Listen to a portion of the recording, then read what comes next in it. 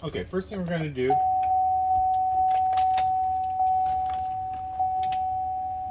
drop our steering wheel down. We're going to apply the parking brake, chock the wheels, whatever you need to do. We're going to drop the gear shifter all the way down to low. This will give us ample room. You can use a tool to pry these apart, but these typically just pop right off.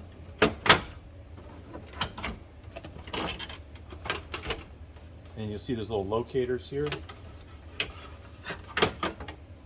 Part comes right out. You can see the tabs.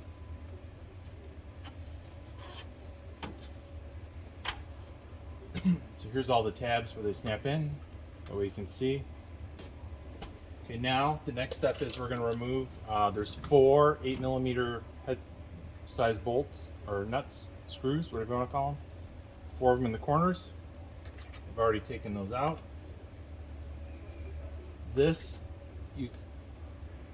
I had the best results by rotating it up and out.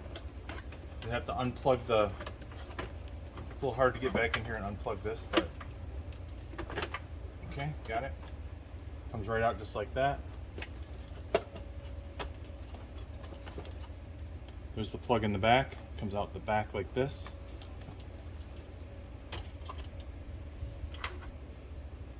Here's the plug.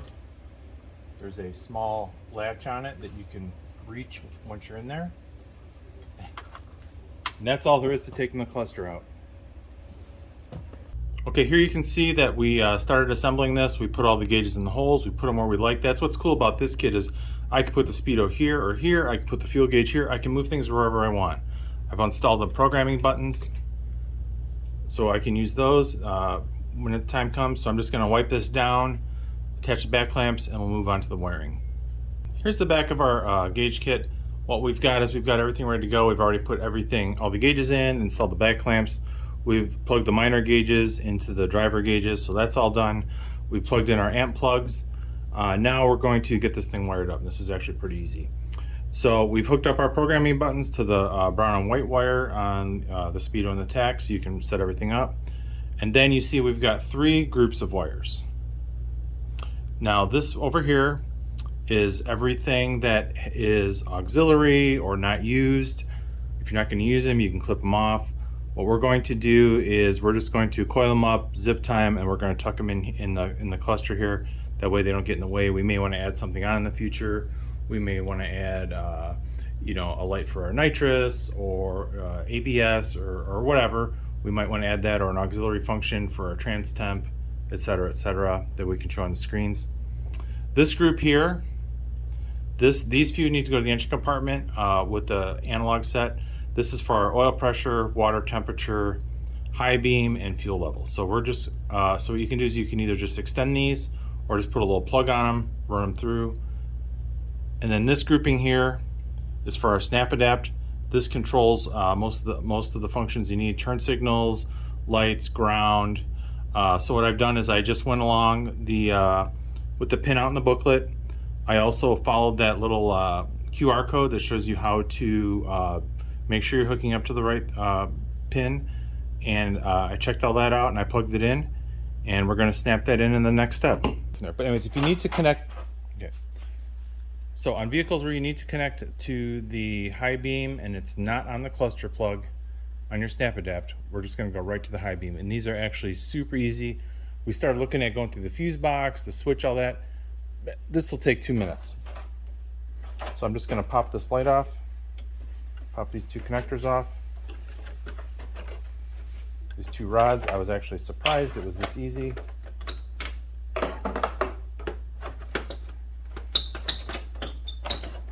Headlight comes right out. Here's your wires right here. Here's your high beam. Okay, so I pulled that out. You're going to want to connect to the green wire. The black wire is ground. That's it. It's that easy.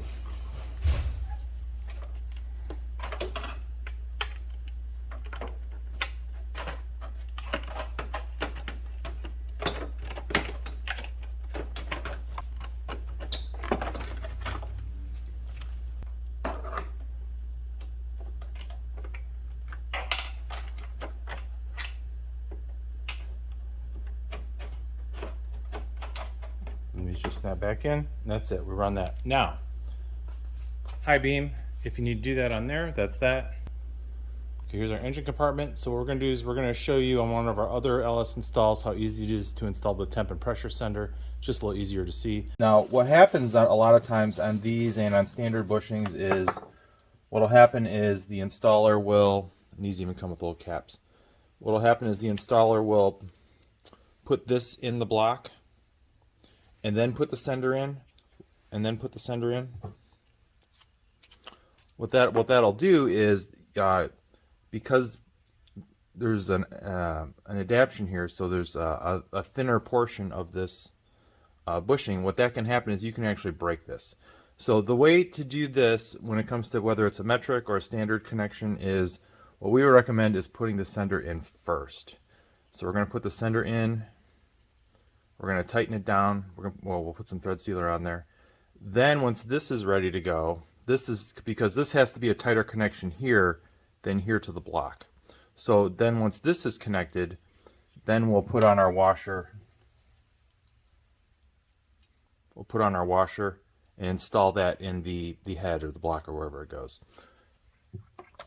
And we'll tighten it from here. That way we won't damage the actual adapter, because once this breaks off, you can get it out. It's kind of a pain though.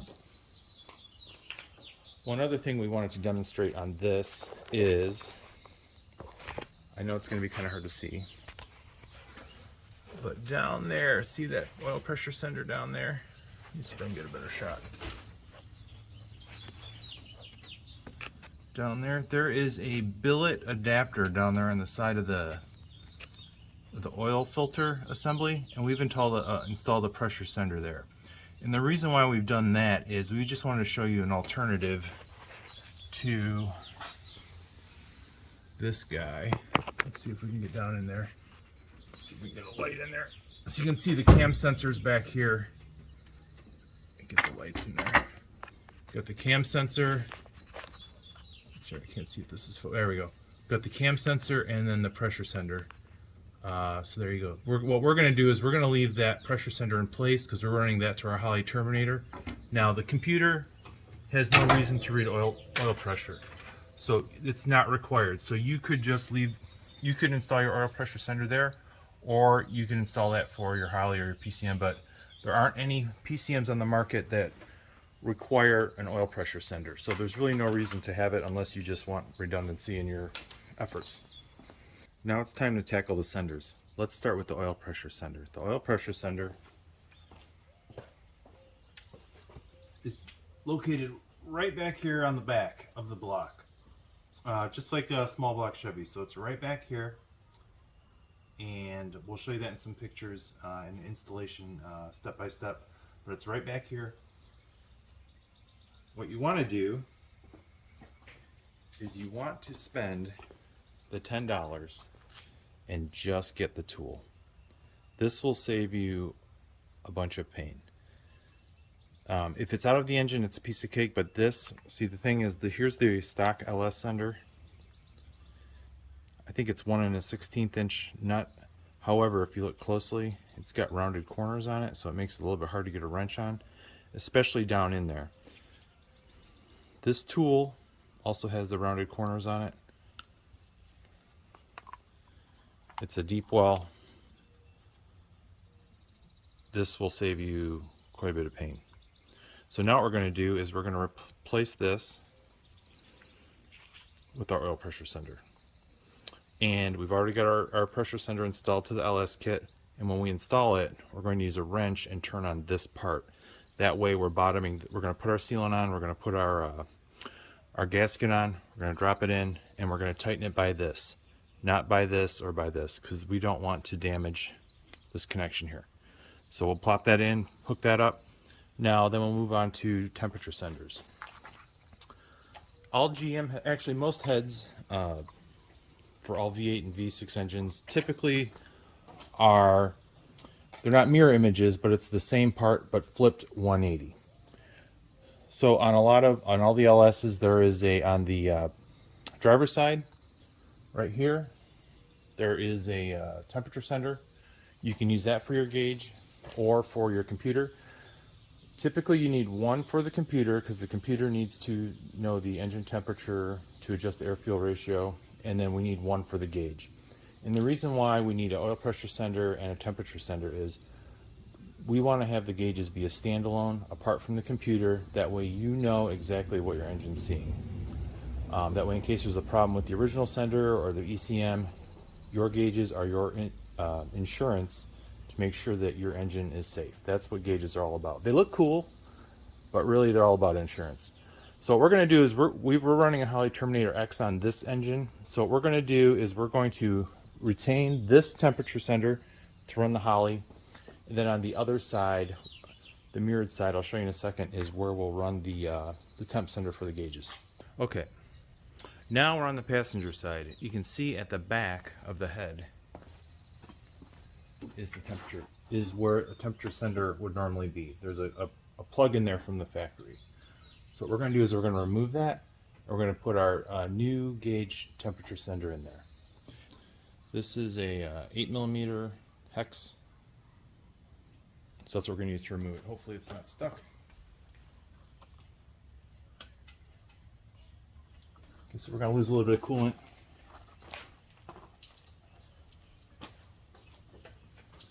Like I said, we can always top it off later. I'm going to clean off the face of that because this is going to have, this has the gasket on there, so I'm going to make sure that it's nice and flat. If I move relatively quickly, it won't lose too much coolant.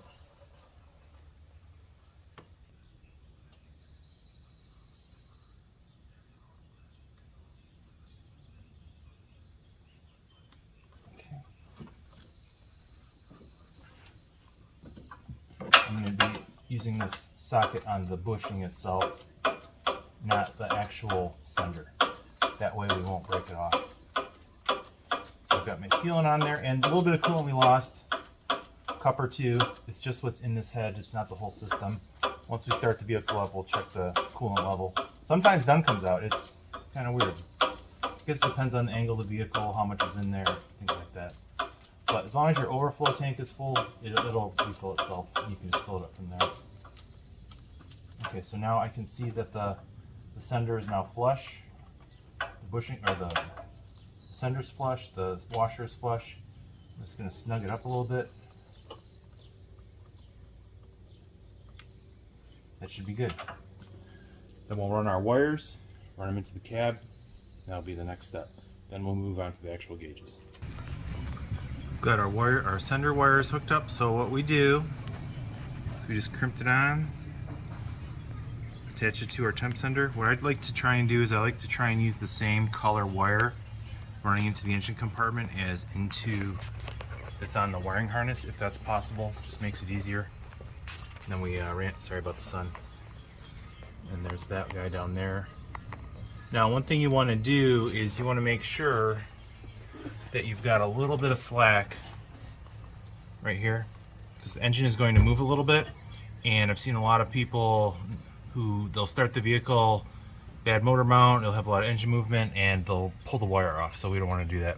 And then I just ran the wires along, sorry about the sun, along the loom that it's going to get inserted to. The reason why I did that is I just want to make sure everything's working, good to go, and then what we'll do is we'll tuck it in the loop when we're done, and I found an existing hole to install it into. Now let's take a look underneath. I'll show you the pressure sender here. There you go, that's a better look. So we've just ran the wire, kept away from the headers. There you can see the little adapter we used, and that's a real easy way to install that as well. And then we also gave that a little bit of slack to make sure that we don't have any issues with any engine movement. The engine compartment on the driver's side, right next to the battery. Here's the PCM, and I'm going to show you a diagram of it. Just comes off, you undo this clip, pop this out.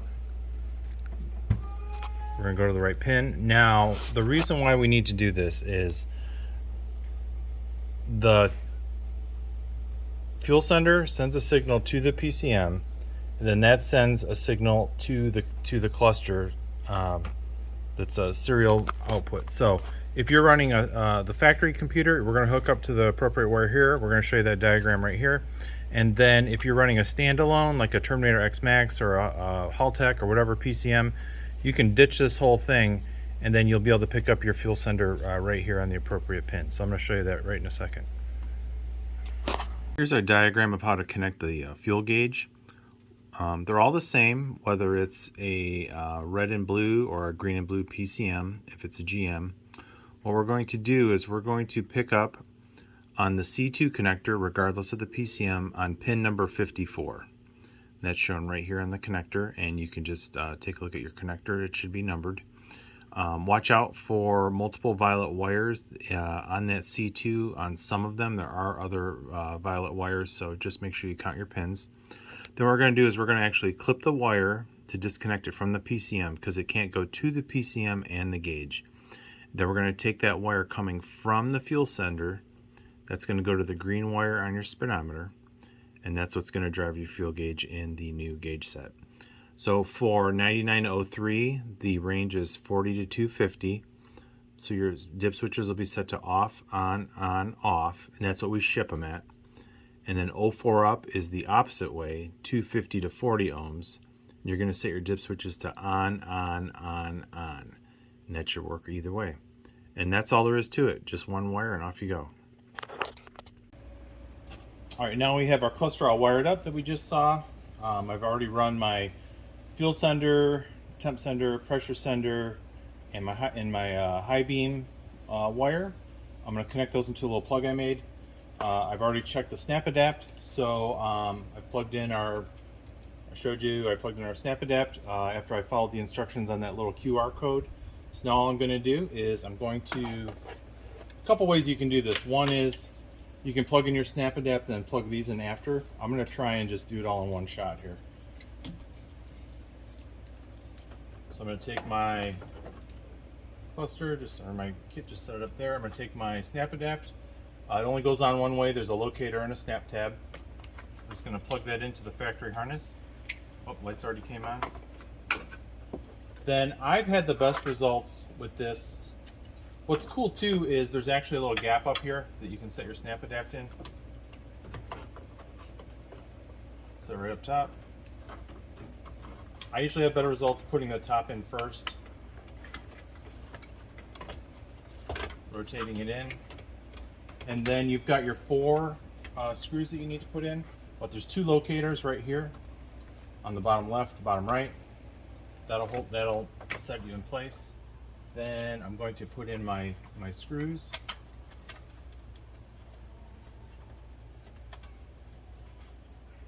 With my nut driver, so we'll put those in.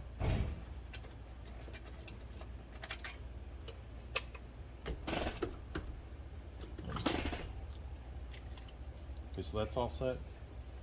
See, my lights are already working. Going to take my factory piece, put it back over the top.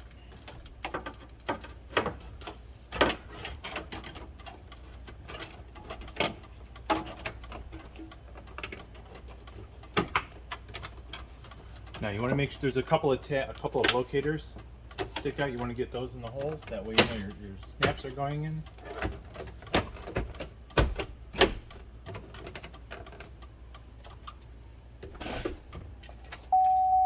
That's it, seriously. Now, a couple things you'll have to do. One is you'll have to, if you're running the LS, the stock PCM, you'll have to use the dip switch setting to set it to the LS configuration. We've already done that. We've got our buttons hooked up here. A couple things you can do. So what we're going to do is we're going to fire this up. Everything does full sweep. Lights work. Works with the factory dimmer, which is pretty nice. So we're going to do a few things, and you can follow along with your instruction book. First thing we're going to do is we're going to set this to 4-cylinder. That's what all the GMPCMs are. And we're going to set the speedometer to 4,000 pulses per mile. And then everything should work right out of the box. Now, you may want to do your drive a mile to set the speedometer closer if you have if you've done any tuning on the PCM, if you have different tire sizes or axle ratios. But other than that, you should be good to go. Go over how to set these gauges up. We're going to set up our speedometer first. We're going to get into setup mode. We're going to scroll to manual calibrate.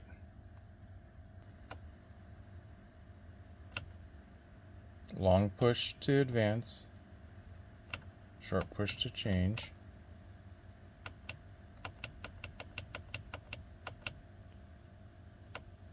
We're going to change to 4,000 pulses per mile. That's what all GMPCMs output.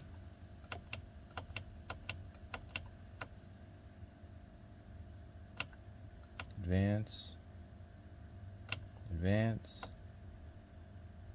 advance,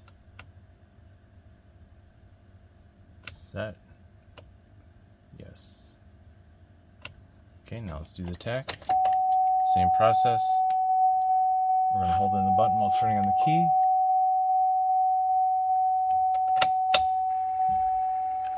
Sorry, my camera moved.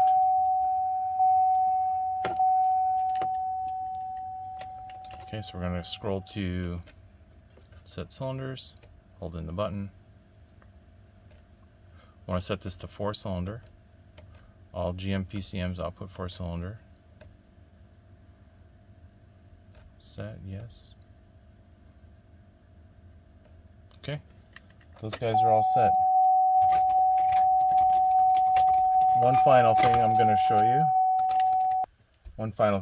you. On the back of your tachometer are the dip switches. It's upside down. 5 dip switches. Number 5, and this is in your book, that is the pull-up resistor to enable the LS computer to read the tach sig. That is the, right there on the far right is number 5. That is in the up position as shown here and in the book. That will enable the pull-up resistor so that the tach can read your signal coming out of your LS PCM. And these guys are ready to roll.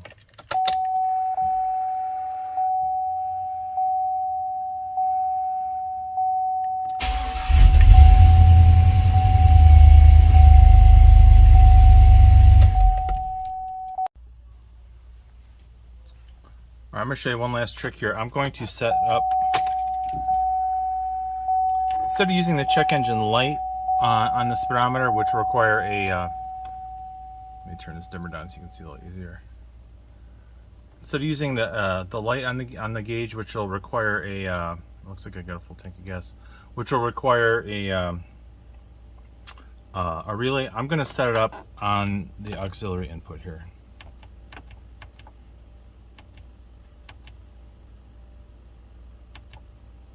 I'm going to set the icon to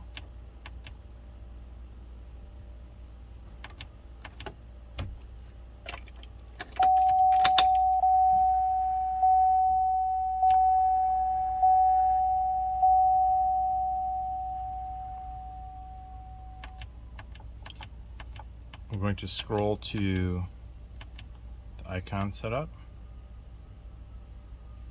Not used.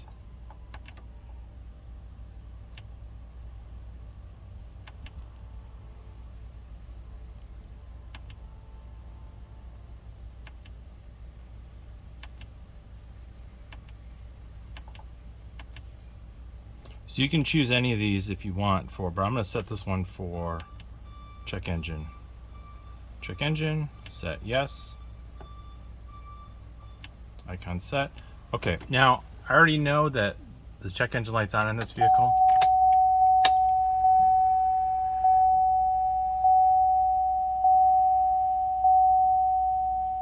There you go, check engine.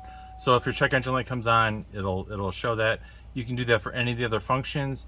You can use it for the other 3 icons in the tachometer if you want, and you should have, you know, many of your functions left. So you got your 1/8 mile, 1/4 mile, 0 to 60 time, your odometer, plus all the other great features we have in our gauges. Okay, the final piece, and this is optional, is on, once this is put together, we've included this little gasket here that's at the top, and you can adhere it, just peel and stick. But what you want to do is you want to attach it to the actual bezel piece. That way you get a nice clean line, and then you can either end it like this on the side, or you can bring it all the way down to the bottom. It's up to you. And this piece is optional.